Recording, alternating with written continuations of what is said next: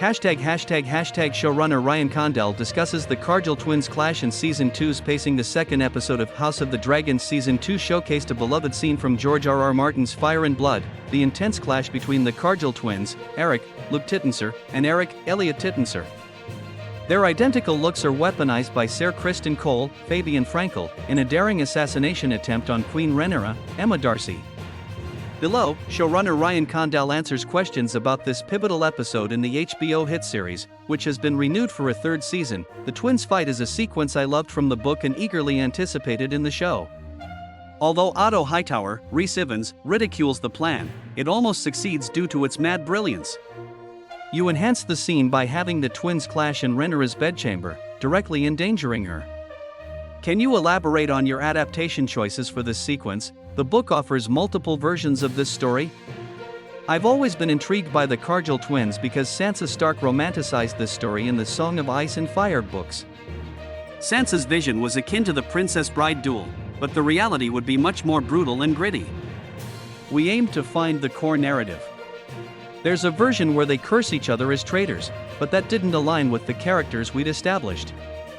These are two brothers, on opposite sides of a conflict, struggling with their oaths.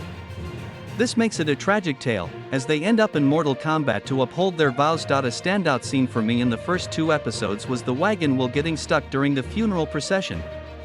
It was unexpected and clever, creating a harrowing moment where you anticipate the decapitated child's body tumbling into the street. Sarah Hess wrote the script for episode 2, one of my favorites so far, and Claire Kilner directed it masterfully. The wagon wheel scene was a Claire Kilner invention.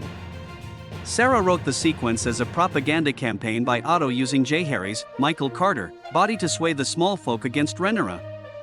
The idea of the procession passing through the poorer parts of King's Landing, getting stuck, and pulling Helena, via Sabin, out of her reverie was pure Claire, and I adore that sequence. You've dived into major beats from the book in the first two episodes, with the blood and cheese scene last week and the Cargill fight this week.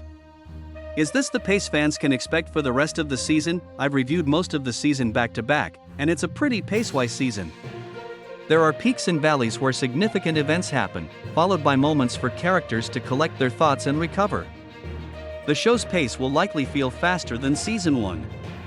We aim to keep the narrative moving, avoiding stagnation. There's ample story and character depth to explore.